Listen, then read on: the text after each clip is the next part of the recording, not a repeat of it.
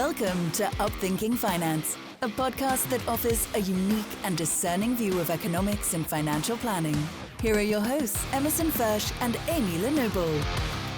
Welcome to another episode of UPThinking Finance. Carl Sagan once said, "We can judge our progress by the courage of our questions and the depth of our answers, our willingness to embrace what is true rather than what feels good."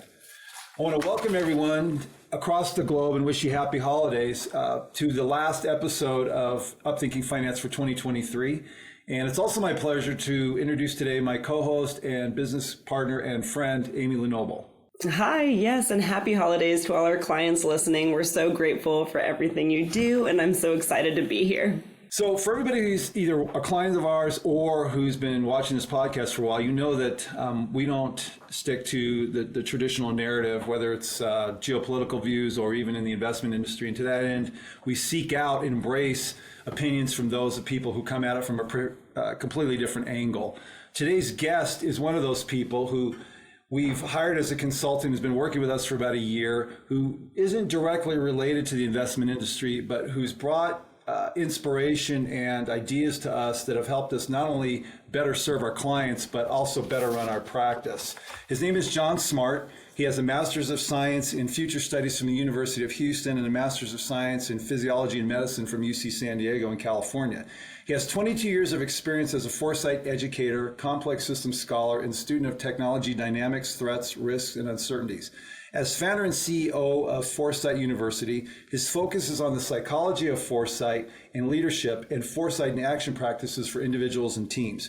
He's written on a number of topics over the years, and his textbook, Introduction to Foresight, which was published in 2022, is a primer on personal, team, and organizational foresight practices. John has spoken all over the country to university audiences, to a variety of different corporations and law enforcement organizations, as well as different divisions in the military. On a personal note, he was our keynote speaker for the Capital Investment Advisors client event, which was held in 2022. Yes, John is such a wonderful person. And as Emerson said, we've seen so much growth in our company through our sessions with him, but also in my personal life. In my personal life, my character, how I think, how I make decisions, has been greatly impacted by both John's wisdom and foresight. He's absolutely a paramount part of our firm at Capital Investment Advisors. We're so glad that he's here today. Well, it's our pleasure to introduce today John Smart, coming to us from Ann Arbor, Michigan. Welcome to UPThinking Finance. Oh, it is an honor to be here with you guys, to have this time to spend talking about foresight and how we get better at adapting to the future. It's been a real pleasure to know you guys, and thank you. Thank you, John.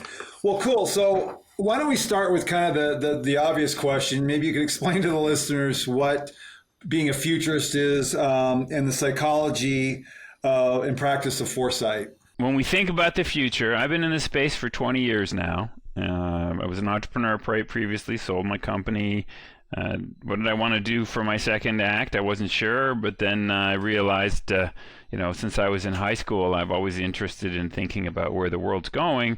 And I discovered in college that there's actually a place you can get a master's or a PhD in thinking about the future, and that's topic is called strategic foresight, and there's 27 places around the world, 4 in the United States. I got my master's at the oldest program of those 27, called the University of Houston, in beautiful Houston. Went there in the summer. You can imagine what that was like. But what a great experience, learning that, since the 50s, people have been trying to formalize this idea of thinking about the future. And our field breaks down thinking about the future into two things: the tools and methods we use, that's called foresight, and the stories we trade in the various domains that we're interested in, that's called futures, with a plural, because there is no one singular future. There's many kinds of futures. So if you are in an organization and you're trying to justify your desire to help them think better about the future, you need an elevator pitch for how to use foresight and why it's important. And the elevator pitch that I like to use is foresight is anything you do before strategy.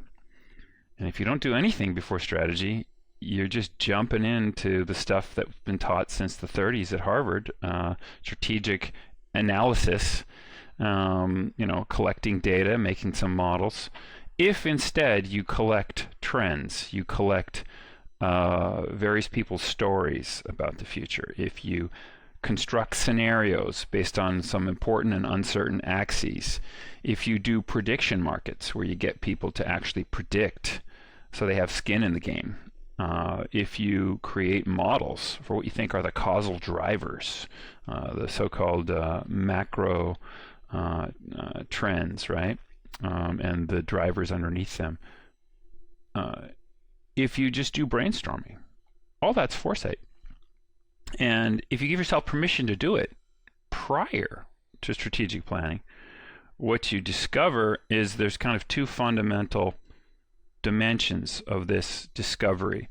There's the knowns and the unknowns prior to creating strategy.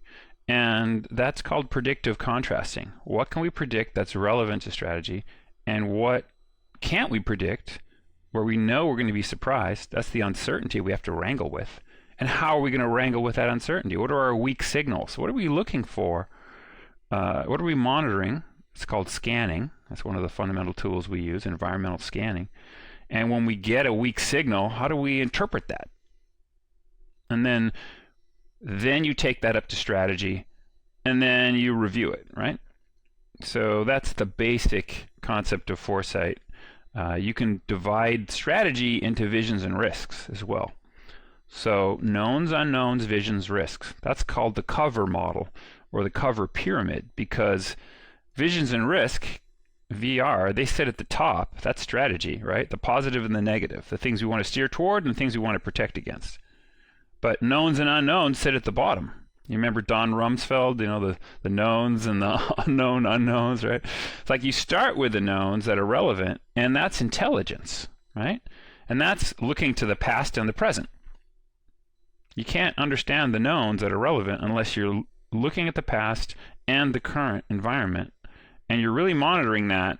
And then once you've done that, you're ready to wrangle with the unknowns. Does that make sense? If you haven't given yourself permission to actually pull that data out, if you don't have learners in your culture, right, or in your process to pull out the relevant data, well, you're going to get blindsided by things you could have predicted: demographic trends, technological trends, sentiment changes, financial trends, all those things. If you don't have a sense, but then for yourself individually, of course, there's other kinds of things that are knowns that are relevant, right? So I wrote a book trying to put all this stuff together called Introduction to Foresight. It took me 6 years to write it. I'm going to wave it here for the viewers. And it breaks foresight methods into three basic areas: the personal methods we use, the team methods, you and your relationships, and then the organizational methods. Most people who have heard of foresight, they think, oh, that's scenarios, strategic planning, that's trend analysis. Well, that's organizational. There's actually two levels below that. How you think about the future, starting with today, right? What you're going to get done today, or the next few hours if you're setting up a scheduled block of time, right? And then how do you relate to your team, and what ways of future thinking are they using, and what are they skipping? And as I learned, as I researched this, we feel the future first, and we think second. So this is a famous Daniel Kahneman's book, Dual Process Thinking, right? Thinking Fast and Slow, New York Times bestseller about 10 years ago. And what this behavioral economist discovered, Dan Kahneman and Amos Tversky, his partner, collaborator, is, we go to the system one is this unconscious, largely emotional, intuitive. We feel. Does this feel like a safe environment? Or, hey, is the hair on the back of my neck going up? Something wrong here. My spidey senses tell me there's something wrong with this conversation I'm having with this person, or this environment, this, investment I might be considering doing, whatever it is. Something's wrong. And so then you want to check in with your emotion and get it settled. Otherwise, your thinking can go way off track, right? You can get so-called amygdala hijacking. It's the famous phrase, right? And of course, the media is going to constantly do that to us because it's trying to get us to emotionally care, usually on the negative side, occasionally on the vision side, but usually like, oh, fears, and risks that they're going to blow out of proportion. But we got to get our emotions back in track. And a really famous book that's kind of a cornerstone of my book came out 13 years ago, called Rethinking Positive Thinking. And the positive psychology movement that we've all learned about, you got to, it's, to thrive, you want to have a vision, a positive vision. What she discovered is, with a bunch of randomized clinical trials, is if you just have a positive vision and then you go into action, go into foresight and then action. Okay, I'm thinking positively, now I'm going to make a plan that's with my positive vision, then I'm going to act. What she discovered is you're actually going to predict the future much less effectively, and you're going to get a lot less done. So your ability to see the future and your ability to actually do things, your motivation goes way down. Compared to what? Compared to thinking about the future positively and then getting scared for the same amount of time, putting on your risk hat. I have these positive visions now. What are the risks? And you have to make that relative to your plan, based on past behavior by me. Self-assessment, right? This is a risk for me. This is a potential thing that'll knock me off my plan. If you're making a plan for the end of the day or a plan for the next few hours, that's a very nice tight plan. You're going to be able to review it right at the end of that and learn a lot. What she discovered is you're going to actually accurately predict how much you'll get done in that time box. You'll 100% increase in your predictive capacity, 50 to 100%, based upon all the different types of challenges she had people do, like doing more SAT work, getting more of a particular task work done, making a behavior change that I don't want to do. She actually did things like for weight reduction, for eating more fruits and vegetables, for behaving better with my spouse. She's done all these wonderful tests. And what you want to do is you want to think positively and then think negatively the same amount and then make your plan. And your plan has to have at least one if-then statement in it. If this problem comes up, then I'm going to do this. Because you audited based on risks. What do I tend to do as a problem? Or the environment I'm in, what are the typical traps of this environment? Right? And so we field the future first, and we have to do this called sentiment contrasting. And what I added to the field was, okay, that's visions and risks. That's the top of the pyramid. That's what we care about the most. What I basically showed is knowns and unknowns, they're just as important, but we don't care as much about those because they don't engage our emotions. So we got to pull the relevant knowns out. We got to do some research before we make the plan. Then we got to, once we have that, okay, what are the relevant unknowns? Can I wrangle those a little bit? If this thing comes up, how am I going to deal with that? And in your organization or on your team, you're going to have people who like both sides of those. Some people love uncertainty, the creative types, right? What I showed is that this pyramid, the people who love the knowns, they're the protectors. The people who love the unknowns, they're the creators. The knowns people are past focused. They know the history, and the data that's relevant. The unknown people are kind of artists, the creator, the designers. They like the possibilities, the entrepreneurs. And in a typical organization, those two groups are going to kind of fight each other. There's a bit of a conflict there. That's really useful. And then once you have that, you're going to have the conflict and strategy at the strategy level between the optimists and the pessimists. And there's psychological terms for those too. There's strategic optimists, those people who naturally go to the possibilities first in their head. And then there's defensive pessimists. They naturally go to the risks. And the defensive pessimists are going to prevent you from hurting yourself, and the strategic optimists are going to show you the great things you could do that you're just ignoring currently. And And of course, we do, as audience showed, we do this in our own head. We have strategic optimistic and defensive pessimistic thinking styles. And as I'm trying to say, to close my loop here, the full cover pyramid, the full cover steps, right? Covering all your bases before you make a plan. That's my little acronym, right? KUVR. Well, we also go to data, knowns, and we go to unknowns. We do that all the time. And so if we can actually keep all those processes in our head before we make a plan, boy, it's going to be so much better. That's so awesome. I'm definitely a defensive pessimist, and my amygdala is frequently hijacked. Yes. These are my confessions on UPThinking Finance. Well, it's so useful for you to be in a team relationship with someone like Emerson, who goes to opportunities and thinks, how could I execute that opportunity, right? And to have those two, to have that, it's called a trusted conflict, right? You can have a trusted conflict, and the term in psychology is psychological safety. And the classic book is Amy Edmondson from Harvard, The Fearless Organization. How do you create a fearless organization? She's done all the research on psych safety, right? Well, you have to have psych safety on your team. You both have to trust each other to speak frankly. Amen. Yeah.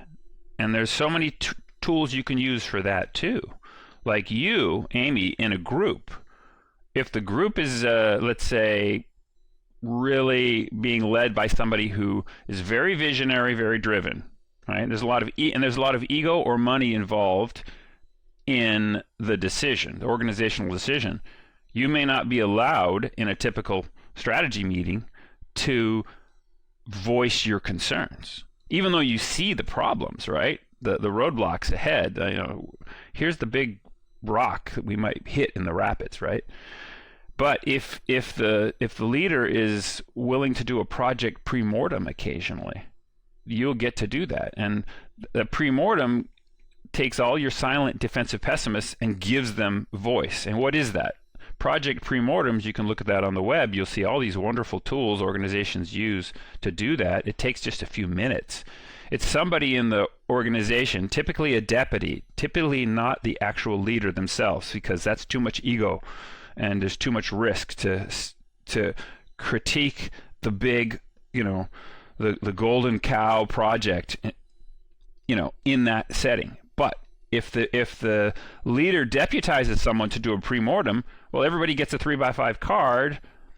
Please write on that card the one thing you're most concerned about, and send that up. And without attributing who said it, the deputy is going to pull a couple of those and then discuss them in group. And suddenly, boom, you just shifted the whole conversation. And now you're as empowered as the optimists were previously. And Irving Janis was the first to identify that problem. It's called groupthink. That's the really simple term. But how does an organization get out of groupthink? Well, you got to break it and push them. Sometimes if everyone's in defensive pessimism, you got to push them into optimism, and that's called stretch goals, right? Anyone who's ever done a stretch goal session, well, you're not just going to make the goal that it's obvious. Everyone's going to put the visioning hat on for a few minutes, right? The happy hat.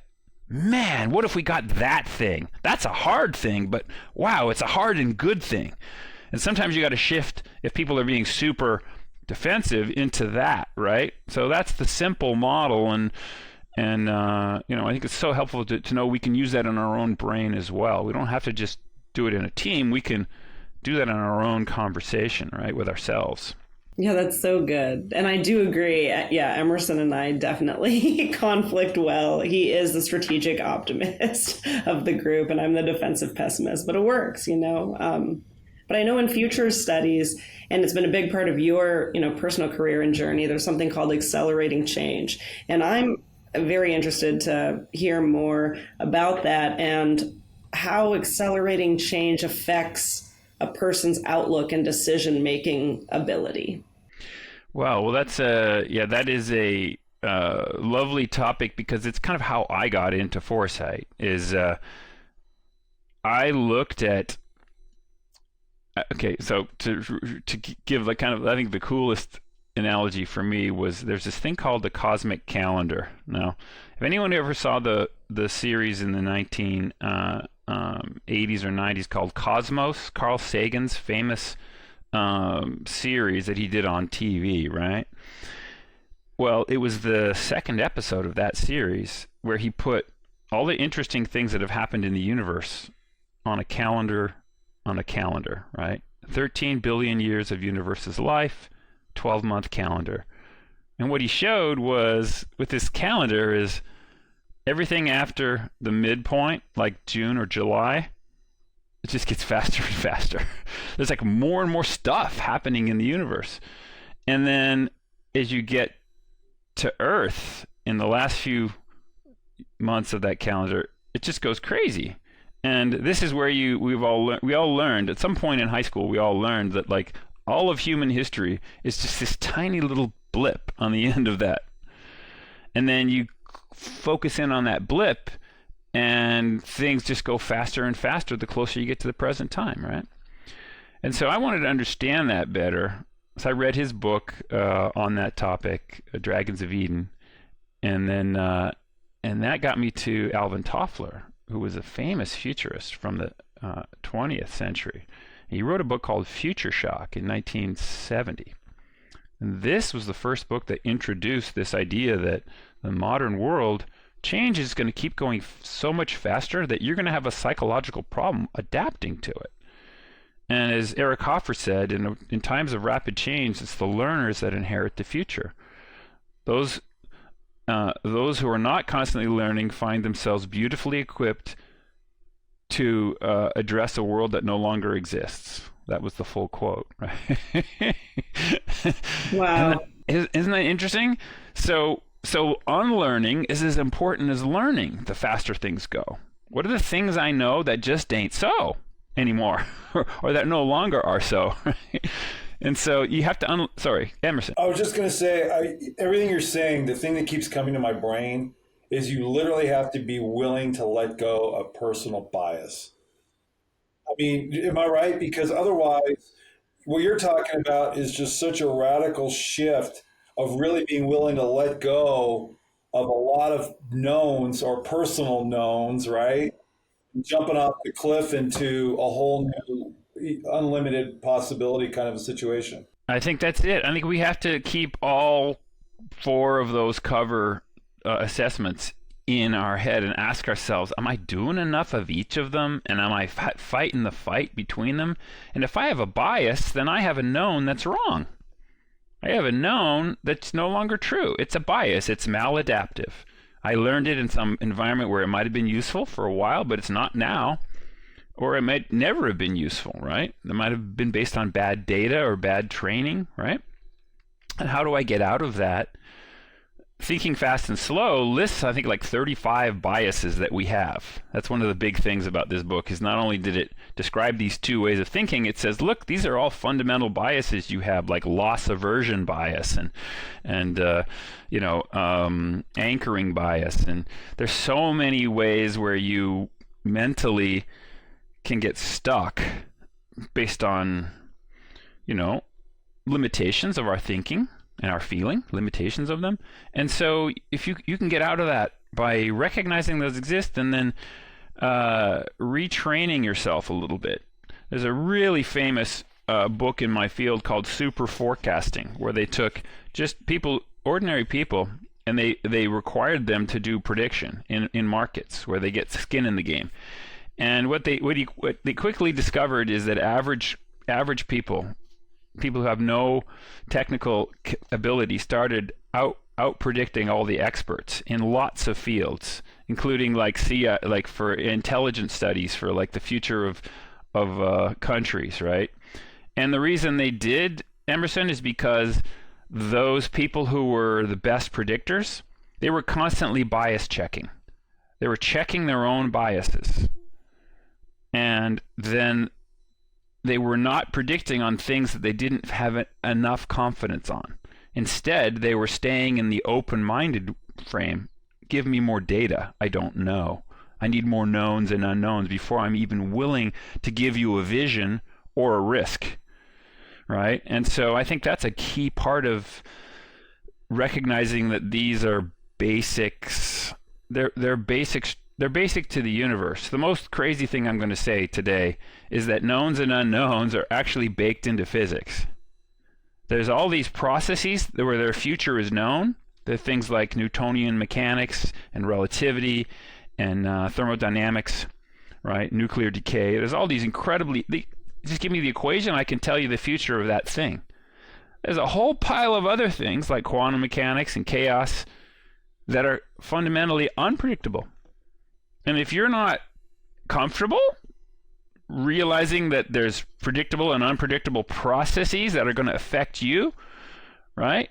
I know the next time you and I get on, I can say with confidence, you're looking fantastic, and I can say that that you're looking the most fantastic you'll probably ever look, because that's just the nature of being a human being, right? And so when you recognize that, well, wow, I have this incredible, level of capacity right now. What am I going to do with that? Because in 20 years, my fire's not going to be burning as bright. So am I saving well? Am I investing well? Am I not burning the candle at both ends? How do I preserve what I have now? Because I can actually see my future self, and I know, yes, I'm going to have a lot less capacities in these other areas, but hey, I could be wiser. Hey, I could be richer. Hey, I could have stronger network. If I see my future self with that predictability, to know that I can get to that, right? That's the way normal human development works. Then I can rein in some of the, things that I might be chasing after today, and that's all in the personal foresight space, right? We have to convince ourselves first that that's actually true. And there's a lot of people who love the unknown and the creative side, where they say, no, I'm just going to make that next big swing. You watch, I'll change everything. This next big thing, I'm going to, and of course that gets us into trouble, right? Where does the divine enter in all this? Yeah. You're talking about, you just said something and I lost it, but it's just this idea that you're feeling things, subconsciously. You mentioned that earlier. It just seems to me that God's got a role in all this. You're going right to the biggest question, right? Which is, what are the higher powers that we need to be oriented to? And how do we orient to them, right? And how do we try and get better in our understanding of how to live a divine life, right? Those are all like the biggest questions. And I think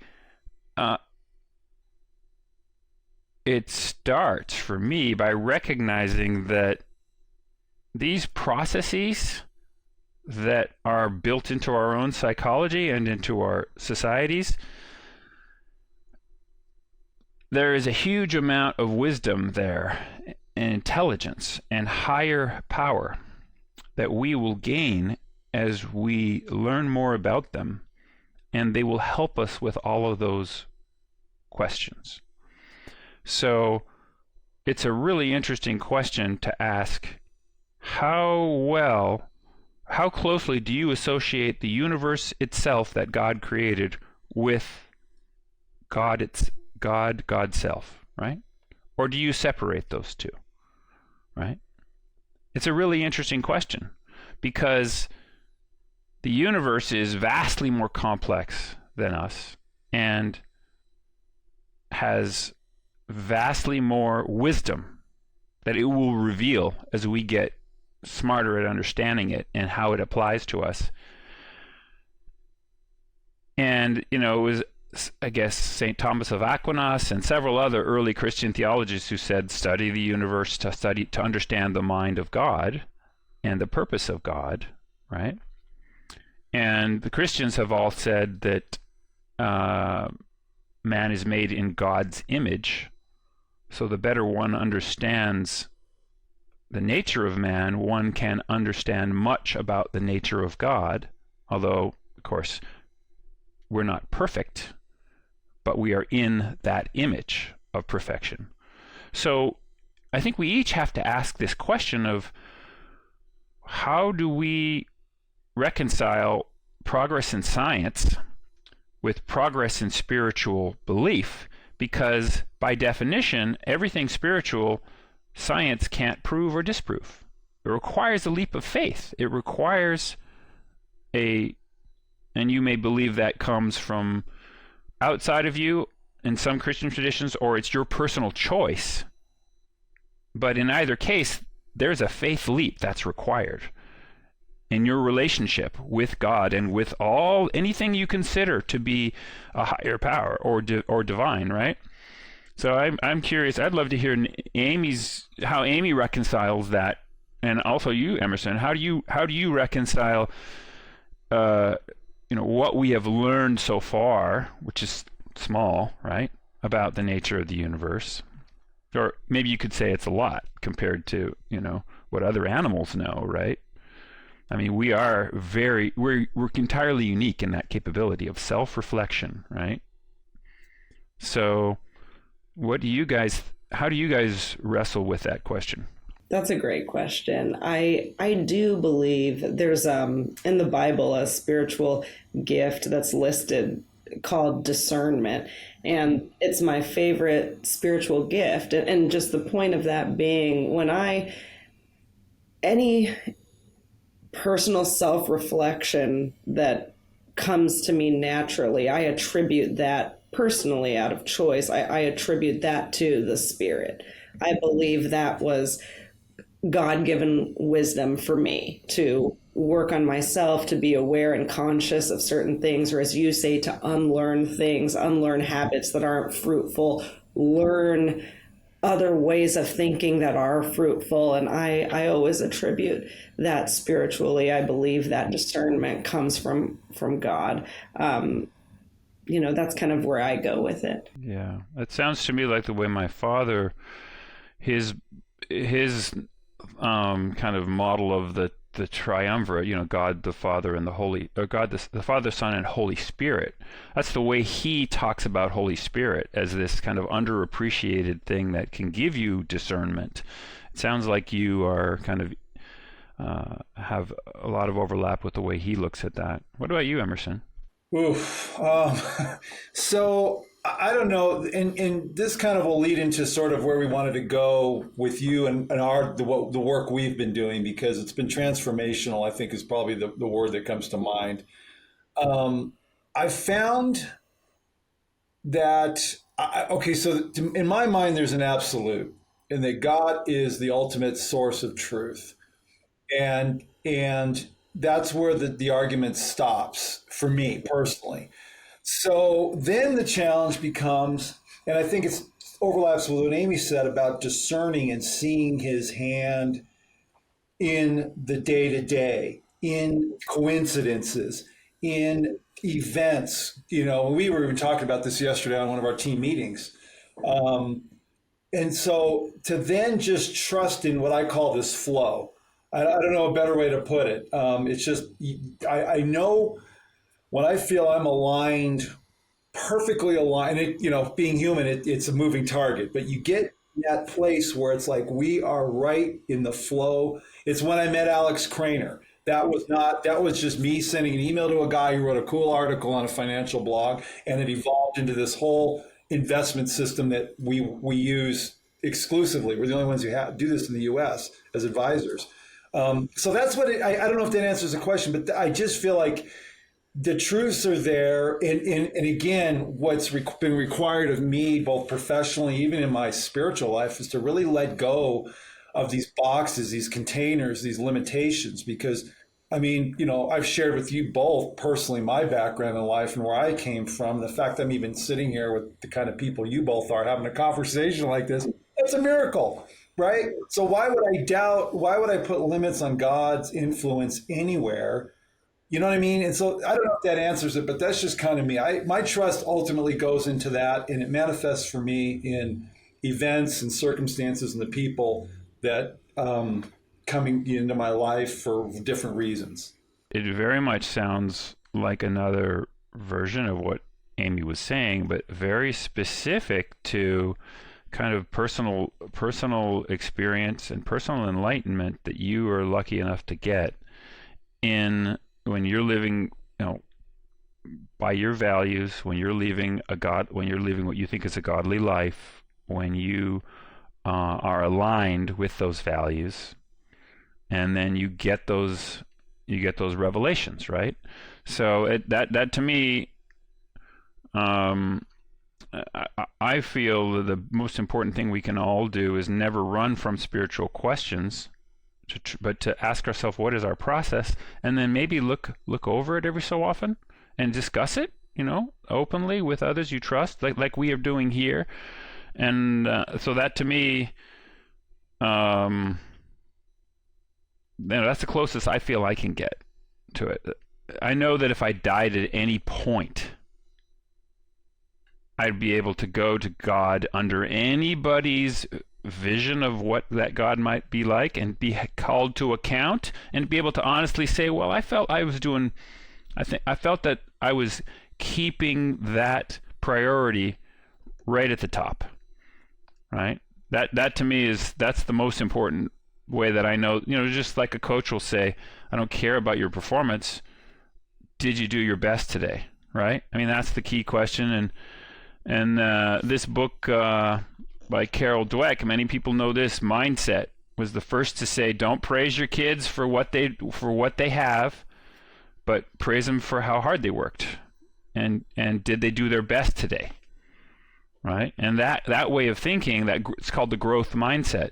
So then you don't care about where anybody is on the status. You're just caring about their delta, right? Did they move the needle, and did they try to move, more fundamentally, did they try to move the needle? Were they doing their best?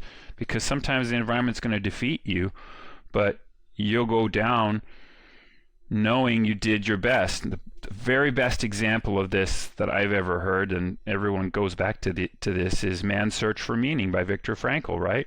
You had no control over hardly anything in his environment except how he treated his fellow inmates. And by focusing on eliminating some of the small displeasures and discomforts for them, he kept that growth mindset. And then when the liberators came and Auschwitz was opened up, only the people, as he showed in that book, only the people who had that growth mindset, who really were caring about what little deltas can I do to help others. I'm not going to invest emotion in all these coerced things that I can't change, but I'm going to invest it in these things that I can. And that's how I'm going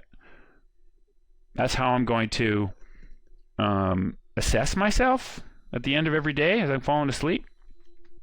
All those people ended up having these wonderful lives and big families, and healthy, and grandkids and great things happening. And then the ones that didn't have that mindset, that did get rescued, he documents the traumas and the ways that they were completely locked in still into reliving that thing over which they didn't have control as their main defining purpose. Talk about a bias, right?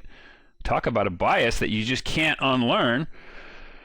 And it's, we're getting smart enough to help each other now to see these traps and to refer to some of the great tools. As you know me, I'm a book guy, so I'm going to wave books at you that I think really will help, because sometimes the right book at the right time for the right person is transformative, right? And so I'm going to wave one more, which I know I mentioned to you guys, and I mentioned it early we worked together in our transition talks, right? Is The Righteous Mind by Jonathan Haidt. Subtitle, Why Good People Are Divided by Politics and Religion. What a beautiful, beautiful subtitle. We don't have to be divided. We don't have to fight each other, because there is a huge amount of overlap. And so if we start from the shared values and vision, well, then we can have a constructive conversation about where we disagree. And what he shows in his book is that science is just now getting smart enough to show us that there are these universal values in all cultures. And half of them are conservative and half of them are liberal. How cool is that? That it's valuable to have a liberal set of values under certain circumstances, and it's valuable to be conservative under others, and then under a third set, it's valuable to kind of mix the two, right? So at the very least, we want to have those three perspectives, that there's a center and there's a right and a left, and they're all going to be useful in different contexts. As we all know, the right is so much better at defense and borders, accountability. The left is so much better at other things. As he shows, these fundamental values on the left are freedom, diversity, equity, trying to make sure everyone has equal opportunity and has a stake, and care. And on the right, they're loyalty, authority, proportionality, people who work harder should get more, and sanctity. And that's the one we just discussed, sanctity. What are your highest values, and do you have any? Some folks on the left don't actually think about that in terms of a hierarchy. On the right, it's kind of natural. What is your highest value, and what are your most divine sources of inspiration and belief, right? And so it's really neat to see that those ways of thinking seem to be culturally universal. And as he showed, you can always find a culture that doesn't have one of those values. It's been stomped down in that culture. So for a long time, people didn't think they were there. But then all these studies from the last 20 years find them in little kids everywhere. So before they get influenced, they really are those kind of, they have that mindset, that beginner's mindset that we all want to keep our whole life, right? They're willing to, they don't have the unlearning problem that we have. That's so real. I just want to say, I could listen to you all day, and for anyone watching, you can kind of see, we in our introduction, Emerson and I talked about how John does consulting for our firm, and you can kind of see it. You can see how he thinks, and I just love that. But we wanted to end with how you do consulting with us, and how you've just been such a huge influence to us for the better. And you've given me the words as I'm listening to you, but what I had written down that I wanted to say about you is how you're able to take it from intrapersonal, within self, to an interpersonal, how you communicate. And you had mentioned in your book that there's personal, team, and then organizational, adaptiveness. And for us, I don't want to speak for Emerson, but personally, you've really helped me learn and unlearn habits and ideas and a way of doing things and a way of thinking and certain perspectives that have led to a better me, a better community within our staff and company, and better meetings with clients, and has opened just a door of prospects coming in because of things we've discussed in our meetings that have led to us putting it on our website, that have led to people coming. I mean, the fruit is there, and the tools you've given, are invaluable. And so we just wanted to acknowledge that. Those consultation meetings, I'll let Emerson speak for himself, but how wonderful they are for anyone, any business, anywhere, as you can see, just listening to John and how he thinks, how he can take what we're saying and attribute it to other things and challenge you into a different way of thinking is amazing. Yeah, I don't know that I can add to that, to what you said, Amy, other than just, John, the inspiration, because you and I started working together, and then and I just know, I go back over our Google document that you started, a year's worth of history in our company. It's actually very humbling.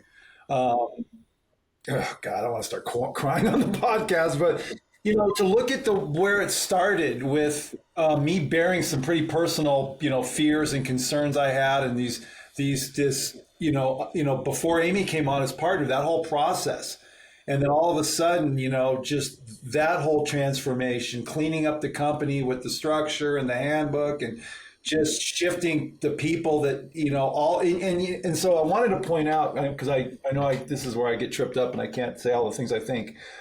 you mentioned capacity earlier about seeing your capacity, and I went back and there was a part, and you quoted me. It says, "I can't see myself doing this at 65," and your response was, "But the wisdom you're gaining is valuable. Think of who you can advise, develop in the industry."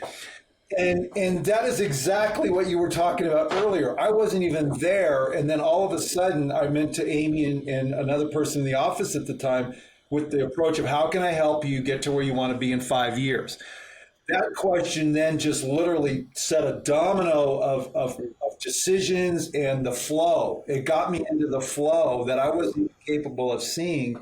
And, I can just say, too, in these meetings, I mean, there was one, I remember I was in Montana at the time, and the three of us were in tears talking about some pretty personal stuff. Perfectly, yeah, and Amy, you summed it up perfectly. What the fruit has been a company that I am just so proud to be a part of. I'm just grateful. It's like 65. I mean, I'm ready to just go out and run some marathon every day. I get to work with Amy. We just communicate. There's this trust. There's it's this constant shift, and it's like we've and I'll stop with this, but we've cut loose that anchor that you're talking about, and literally are just going with this. You've been a huge part of it, and you just, I know you said it, but it's good to document it on this interview so it never goes away. Anyway. Emerson, Amy, I'm so honored to be on this journey with you for as long as is helpful. And, you guys are doing it all yourself. And I'm just trying, I just feel privileged to have first to have been able to get this freedom to really try and understand this world of foresight from this basic principles perspective, and then to have found all this useful stuff that's useful enough that that the teams that I share it with, everybody finds some pieces of it that really does work for them, that they can get an unlock, and they can get out of whatever cul-de-sacs they might have been in. I always go back to Dostoevsky's famous quote from Anna Karenina, first sentence of one of the greatest books by one of the greatest writers in literature. Happy families are all alike. Unhappy families are unhappy each in their own way. And then he tells a story of some happy and unhappy families, and it's such an insight to realize that there's so many ways to fall off the mark, right? To sin in the classic, Christian tradition of the word, right? To miss the mark. So many ways. There's really only a few ways through the eye of that needle. There's only a few. Understanding those ways, meditating on them every so often, as we try and do with our transition culture consulting, asking questions of ourselves that might unlock that. But meditating on the happy family, the happy self, and now we're talking happy in this terms of adaptation, generally adaptive, not just locally, but in any environment you're going to be in, right? That is going to, there's a lot we can learn, and I tried to collect some of those examples of what is the most generally adaptive ways of feeling and thinking and relating. And it's never going to be a complete process, but if we give ourselves that permission, we break out of the unhappy family script. Yes, I've got I'm not happy with the way my mother relates to me, or I'm not happy with the bad decisions I made in the past, but okay, there's lots of ways to fail. I don't need to make that my life story. I can go back to what Maslow called the peak experience summaries, right? I can do a peak experience summary of the times when I have been most happy and most what I consider my authentic self. I do that summary in my head, and suddenly I'm back into that zone of growth, of potential for seeing what I can be. And I don't see myself as that failure, or that whatever it is that is taking me, is keeping me from the word that I like most now is flourishing, right? It's not just a prosperous future. That's a good word. Prosper, that's economic. It's not just a thriving future. I don't want to just survive, I want to thrive. Oh yeah, okay, that's nice. Thrive. That's a mental word. I like that word. Flourish. That comes from the root to flower. What does that mean? That means I'm out there planting seeds all the time. Those seeds may not even grow to the flower. I might die before they do. But I am seeing the whole world as a garden. My job is to plant those flowers and care for them to grow, whether they're my kids or my relationships with my friends, whatever it is. I want the whole thing to flourish. Human flourishing, man, how do you do that? That's pretty close, I would argue, to what life itself does as a system. Life is constantly figuring out how to flourish more. And for me, life is the most amazing, miraculous thing God has created, right? So that I can easily access and see, besides the direct enlightenment I might get from contemplating God, there is this amazing thing too, right? So for me, I'm going to be going back and forth between those two, right? I'm going to be thinking about, as St. Thomas would say, I'm going to be trying to contemplate these higher ways of thinking by looking at everything around me and truly appreciating it. And there's nothing more diverse, amazing, exuberant than this stuff that we're made of. It's like I said to you when I first started, the most incredible thing I've ever come across is how an egg you can't even see makes us. It's not the brain. The brain is just a subset of that. It's this entire flourishing thing. It's so incredible that it exists, and that that this whole ecosystem is self-regulating and creating that accelerating complexity. See, this is the positive through line on the side of the negative. The negative is, oh my gosh, it's like crazy, it's overwhelming. Well, yes, it can be if we focus on it from that perspective and say, well, I'm responsible for it. But I'm not. I'm not responsible for the whole thing. The whole thing is responsible for the whole thing. The whole thing, right? Under divine, under the higher power, right? The whole thing. So I just can do my piece, and I can try and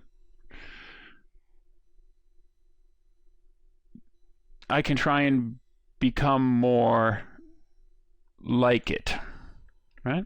That word flourish has a special significance to Amy and I, which I'll let her close out on that as we kind of thank you. And I think one thing's pretty obvious. We're going to need to have another interview because there's just so much to talk about. John, I just, again, want to reiterate how much I've appreciated what you've brought to the table. When you talk about the flow and you see like this purpose in life, Darcy, I mentioned, she heard you at the conference 20 years ago. It was her idea to pull you in, last year for our event, and then to find this complete, the role you've had. I mean, even just the timing. Amy and I talk about this a lot. Just, for whatever reason, those Fridays meetings we have when they come about, it's just like, man, it's like our batteries, because we're down here, we're down in the trenches so much. And it's I mean, honestly, for me, to get up here is a lot of work. It's actually exhausting, and then even to know where to go. So you've been, like I said, just huge. And for anybody, any business owner or somebody who's really looking for somebody to just come at it from a completely different place, we started talking about how within our industry, it is very bias oriented in a lot of ways. And, I didn't know what to expect when, I began to pull you in at all. I could have never predicted where the path we've gone on. It would have never entered my universe. Yeah, we started with this, right? We did a strengths finder assessment, which I recommend. It's in the appendix of my book. And, that's a great way to start you into seeing how do you think about the future. It's a very helpful kind of tool. Well, yeah, but I would discount your role in that as a human. So I just, first of all, want to thank you for your time today and for the continued influence you've had. I love our business. I love our firm. I love what we stand for. I love the fact that we're at a place where we literally are very committed to not only principles, but to the type of people we work with, who we really know we can help. I mean, it's just, everything's just tightened up in a very, very positive, inspired way. And so I'm going to just say my thank you to you for your time today, as well as the influence you've had in my life and also the firm. And Amy, I'll let you finish it off here. Yeah, to continue the love, I love you, John. I love my business partner and my staff. Love you guys. I love you guys. And I love my clients. When Emerson asked me, which now, would have been about 7 to 8 months ago, to be his business partner, I told him, yes, and I will pray about it.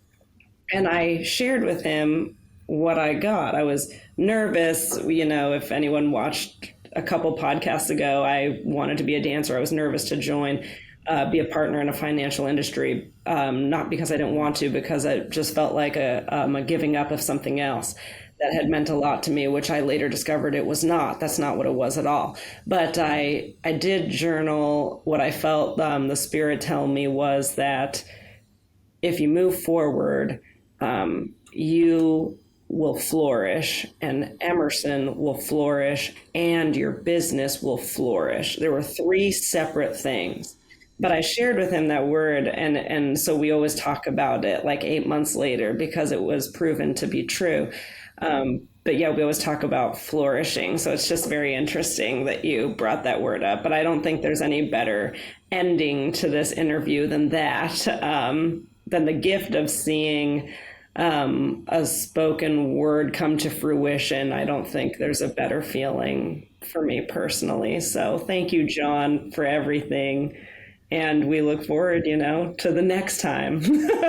Amen. Amen. That was amazing. Thank you guys so much. It's such a privilege to have this time with you. And I hope the listeners got some value out of the questions we asked ourselves and the conversations we had.